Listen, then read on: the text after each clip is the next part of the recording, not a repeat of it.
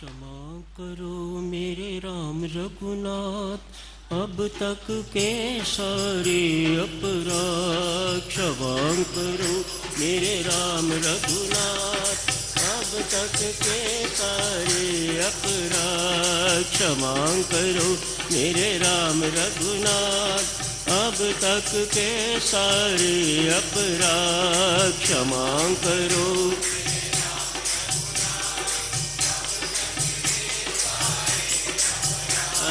क्षमा करो मेरे राम रघुनाथ, अब तक के सारे अपराध। क्षमा करो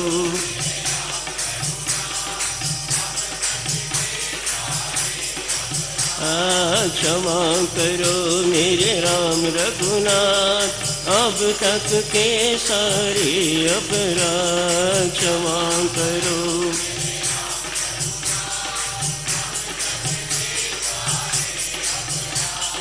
क्षमा करो मेरे राम रघुनाथ, अब तक के सारे अपराध। क्षमा करो मेरे राम रघुनाथ, अब तक के सारे अपराध। क्षमा करो मेरे राम रघुनाथ, अब तक के सारे अपराध। क्षमा करो मेरे राम रघुनाथ, अब तक के सारे अपराध। क्षमा करो मेरे राम रघुनाथ, अब तक के सारे अपराध।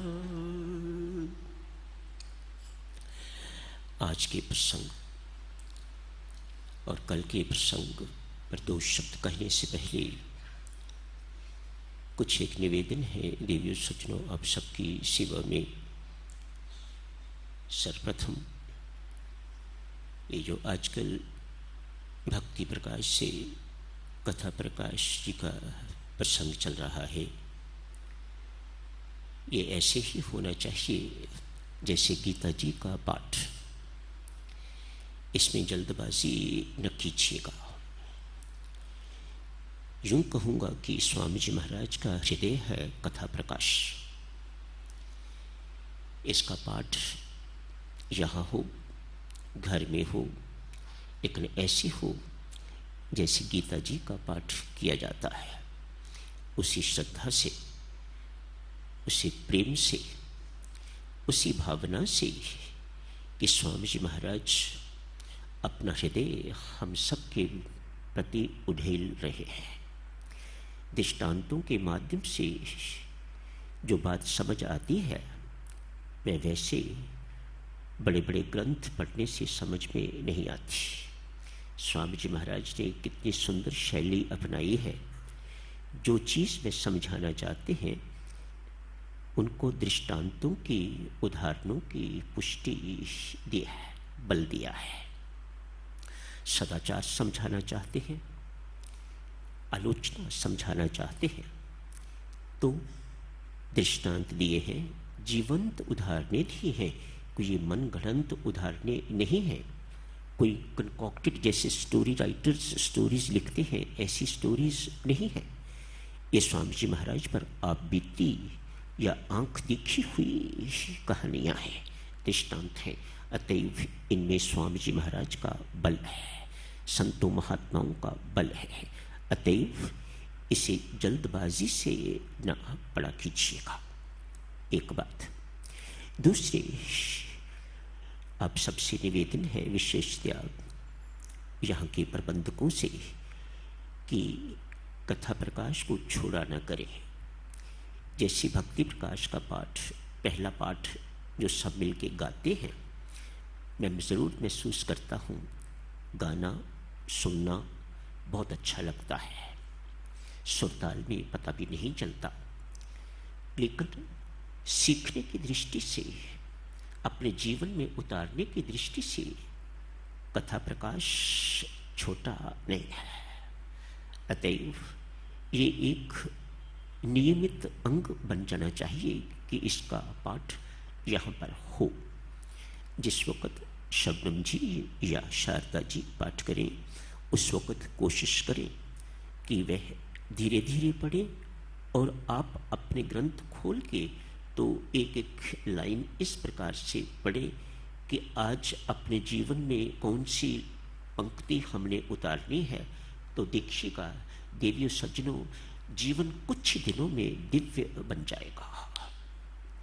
एक प्रार्थना। दूसरा निवेदन, जो साधक मुझे मिलने के लिए सत्संग के बाद रुकते हैं, स्वागत है उनका, रुकें। एक तो जल्दी पहुंचा करें उस द्वार पर, मेरा समय बचेगा। दूसरे, जैसे अर्ज की थी कि अनावश्यक बात के लिए मिलना कोई ज़रूरी नहीं है। जैसे यहाँ पर आप बैठे हुए हैं, तनिक मेरी जगह पर भी आप खड़े होकर देखिए तो आपको महसूस हो। यहाँ आप बैठे हुए हैं, आपने श्री अमृतवाणी जी का पाठ किया है, स्वामी जी महाराज को मत्था टेका है, श्री प्रेम जी महाराज को मत्था टेका है, परमेश्वर श्री अधिष्ठान जी को, नाम भगवान जी को आपने मत्था टेका है, अमृतवाणी का पाठ किया है। अभी भक्ति प्रकाश का पाठ भी हुआ है, फिर सुना भी है। आप इसके बाद आपको कुछ करने की जरूरत नहीं। आपको पता है ना, अग्नि से उष्णता प्राप्त करनी है तो अग्नि के पास ही जाने की आवश्यकता है, वह आप आ गए। हमारा विश्वास इतना अधूरा है, इतना कच्चा है देवियों सज्जनों, यहां मांगने की जरूरत नहीं। क्यों? अग्नि के पास आके तो कोई उससे उष्णता मांगता नहीं। तनिक सोच के देखो, कॉमन सेंस क्या कहती है, कैसी बातें स्पष्ट करती है। मनाली या श्रीनगर आप जाते हैं तो वहां पर जाके आपको ठंडक मांगनी नहीं पड़ती, वह मिलती है।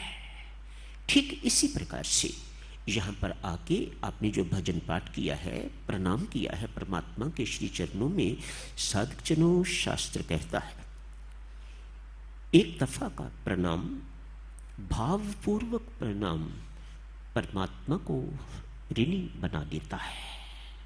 सच्चे दिल से किया हुआ प्रणाम, कई सारे अश्वमेध यज्ञों का फल मिलता है एक भावपूर्ण प्रणाम से। ये तभी ना भर्ती, कब? जब ऐसा विश्वास होगा तो, नहीं तो फिर क्या होगा? मेरे जैसे व्यक्ति के आगे जाके हाथ फैलाने पड़ेंगे, आशीर्वाद दीजिएगा। उस वक़्त जिस वक़्त आप मेरे पास आके आशीर्वाद मांगते हैं, मुझे कितनी शर्मिंदगी महसूस होती होगी, कितना दुख महसूस होता होगा। इन्होंने कुछ सीखा नहीं। मैं जहाँ से आशीर्वाद मांगता हूँ वहाँ से होके आए हैं ये, उसके बावजूद भी इनको मेरे से आशीर्वाद मांगने की आवश्यकता पड़ती है, तो मैं बहुत शर्मिंदा महसूस करता हूँ, बहुत दुखी महसूस करता हूँ अंदर से। ऊपर से तो हंसता रहता हूँ, लेकिन अंदर से मुझे बड़ा दुख महसूस होता है। कैसे सिखाया जाए ऐसे लोगों को, कैसे इनके अंदर विश्वास के टीके लगाए जाएं, ताकि इनके अंदर विश्वास जो है वह सच्चा विश्वास, जीवंत विश्वास जो है वह इनके अंदर उतरे। उस दिन आपसे अर्ज की थी, जो साधक जन्मदिन की बधाई लेना चाहते हैं, आते हैं मेरे पास, आके खड़े ना हो जाया करें सिर्फ। मैं किस किस का जन्मदिन याद रखूं? तनिक मेरे पाँव में खड़े होकर देखिएगा आप लोग। आप अपेक्षा रखते हैं कि हमारा जन्मदिन इसे याद होना चाहिए, हमारे पुत्र का जन्मदिन इसे याद होना चाहिए, उसका नाम भी याद होना चाहिए, मेरे पति का नाम भी याद होना चाहिए। मैं किसी को कह नहीं सकता कि देवी माफ करना, मैं भूल गया आपका क्या नाम है या आपके पति का क्या नाम है। वह इस चीज को बहुत बुरा मानेंगे। बेहतर यही है कि आप आओ तो अपना परिचय दो। आज हमारा जन्मदिन है, या हम इस परिवार से आए हैं या हम वहां से आए हैं, तो मुझे पता लगे। 1 मिनट के बाद दूसरा, या 1 मिनट आधा मिनट होता है उसके बाद दूसरा। किसी का रोना सुनता हूं तो उसके बाद उनके साथ मुझे हंसना पड़ता है। क्यों? वह कोई खुशखबरी मुझे सुनाने के लिए आया है। तनिक मेरे पाँव में खड़े होकर देखिएगा कितनी कितनी कठिन काम मुझे स्वामी जी महाराज ने सौंपा हुआ है। आज वो युवक दिखाई नहीं दे रहा यहां पर, हो सकता है बाहर बैठा हुआ हो। लगभग पिछले 6 महीने से मैं उसे देख रहा हूं, उस युवक को। एक पत्र आया था यहां आने से पहले कि मेरी ट्रांसफर दिल्ली हो गई है। तब से आज तक इंतजार कर रहा हूं वे आए, मैं उससे पूछूं, बेटा निवास का क्या प्रबंध किया है, कहाँ रहते हो, भोजन इत्यादि का क्या प्रबंध है, कोई यहां तकलीफ तो नहीं। अभी 1-1.5 महीना हुआ है तो उसके घर से पत्र आया, बड़े भाई का विवाह है। होना तो यूं चाहिए था कि वह यहां आता, मेरे पास मुझे मिलता तो मैं विवाह की बात पूछता, लेकिन मुझे घर से पत्र आया है, माता पिता की ओर से पत्र आया है कि नृपेंद्र का विवाह है। नृपेंद्र नायक जो ढोलक बजाता है, भजन गाता है झाबुआ से, उसके छोटे भाई की बात कर रहा हूँ। यदि आज वो यहाँ बैठा हुआ हो तो मेहरबानी करके मुझे 1 मिनट के लिए मिलता जाए। कितना फख्र महसूस करता हूँ ऐसे साधकों पर। देवियों सज्जनों, ये 2 बच्चे हैं झाबुआ से। आज तो मैं युवक कह रहा हूँ, पर मैं उस वक़्त की बात कर रहा हूँ जब ये बच्चे थे। झाबुआ में एक ही साधना सत्संग लगा है, तब की बात है। छोटे बच्चे थे ये। दीक्षा के पहले 1-2 बैचेस होंगे, सो कभी ध्यान भी नहीं किया कौन दीक्षा ले रहे हैं। जो बैठ के सबको दीक्षा जो है वह मिल जाती थी, और फिर कोई 10-15 हो तो मैं चुनूं भी कि आप अभी छोटे हो, बाहर जाओ। जहाँ हजारों लोग दीक्षा के लिए बैठे हों, वहाँ ये काम मेरे लिए करना बहुत कठिन हो जाता है। लोग दीक्षा ले जाते हैं। दीक्षा आपने ले ली तो आप साधना सत्संग के अधिकारी हो गए। मुझे कठिनाई उस वक़्त आती है, उस वक़्त मुझे पता लगता है। एक ही साधना सत्संग झाबुआ में हुआ है, उसके बाद नहीं हुआ। स्कूल में था, अनेक वर्ष पहले की बात है, जब ये बच्चे थे। अब तो ये युवक हैं, एक की शादी हो गई है, दूसरे की होने वाली होगी। इनका नाम साधना सत्संग के लिए नहीं रखा गया। छोटे बच्चे हैं, समझ नहीं पाएंगे। उस वक़्त भी ये करताल बहुत अच्छी बजाते थे, गाने का तब पता नहीं था, गाते हैं। माता पिता दोनों सम्मिलित, 4 ही सदस्य परिवार के, माता पिता 2 पुत्र। जब इनको इनकार हो गया, आनंद आए मेरे पास पूछने के लिए। नायक के 2 पुत्र भी आए हुए हैं और वह साधना सत्संग में सम्मिलित होना चाहते हैं। उन्हें दीक्षा ली हुई है, बाहर खड़े हैं। मैंने कहा छोटे बच्चे हैं, इनको अनुमति नहीं दी जा सकती। तो आनंद ने कहा कि वे मिलना चाहते हैं। तो मैं बाहर चला गया। बाहर जाके बच्चों को देखा तो आंखों में आंसू थे। कहने लगे हम 4 ही सदस्य हैं, माता पिता, माँ खाना बनाती है तो हम खाते हैं, माँ भी यहाँ है, पिता भी यहाँ है, हमारे खाने का प्रबंध कर दो तो हम वापस चले जाते हैं, नहीं तो हमें यहीं सम्मिलित होने की इजाज़त दी जाए। ये बच्चा वही है जिसकी बात अब से कर रहा हूँ। इजाज़त, अनुमति दी गई साधना सत्संग अटेंड करने के लिए।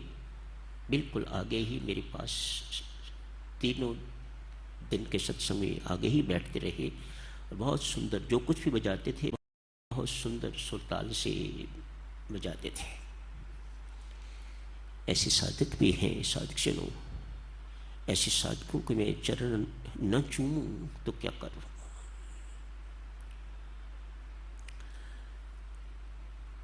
चर्चा साधक शुरू चल रही थी सब। हाँ, समय तो हो गया। कल भी साधक शुरू रविवार है, इस चर्चा को जारी रखा जा सकता है। आज शुरू कर लेते हैं। समय तो हो गया है, पर आज शनिवार का दिन है, 2-3 मिनट के लिए चर्चा करके तो समाप्त करते हैं। कल इस चर्चा को जारी रखेंगे। सदाचार की चर्चा चल रही थी। आज स्वामी जी महाराज ने आलोचना की चर्चा की है। एक ऐसा उदाहरण लेते हैं जिसमें दोनों का मिश्रण है। सदाचार के लिए याद है, आज स्वामी जी महाराज ने लिखा है, सदाचार यदि स्वर्ग है तो उसकी पहली सीढ़ी आलोचना है। आज शारदा जी ने पढ़ा है स्वामी जी महाराज का लिखा हुआ। सोचें सदाचार क्या है। बिन सदाचार के आपकी भक्ति कभी फलवती नहीं हो सकेगी, कभी सफल नहीं हो सकेगी। अतएव शास्त्र के अनुसार सत्य तो ये बनता है, हमारे जीवन में पहले सदाचार आए, उसके बाद हम भक्ति में प्रवेश करें। लेकिन भक्ति माँ है, अतएव अनाचारी को भी अपने हृदय में स्थान दिए बिना रह नहीं सकती।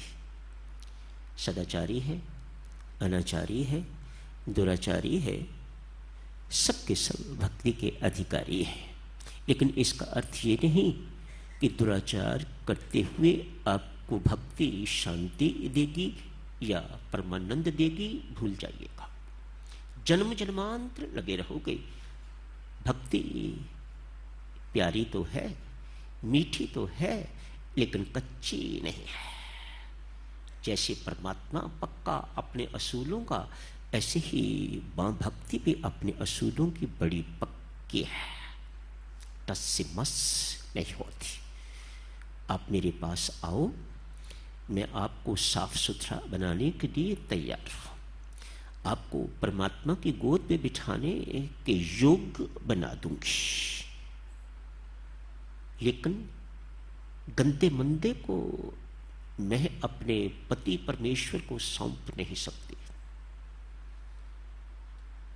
आपको सदाचारी बनने के लिए, आपको पवित्र बनने के लिए सहयोग देना ही होगा।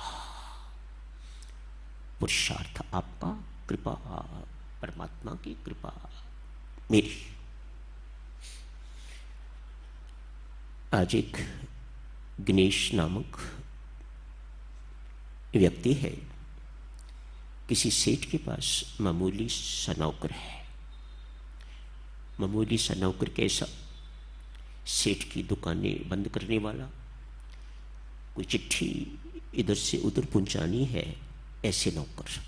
कोई बड़े नौकर नहीं। सेठों के पास तो मुन्नीम भी होते हैं, बड़े बड़े नौकर भी होते हैं, पर ये ऐसा नौकर है, इतना छोटा है, तनख्वाह भी बहुत थोड़ी है। घर में पत्नी है, उसे टीबी का रोग हुआ है। पुत्री भी है, पर वह भी स्वस्थ तो नहीं रहती। साधक चलो, बहुत समय हो जाएगा, यही समाप्त करने की इजाज़त दीजिएगा। कल इस चर्चा को, रविवार के दिन भी इस चर्चा को जारी रखेंगे। बहुत बहुत धन्यवाद।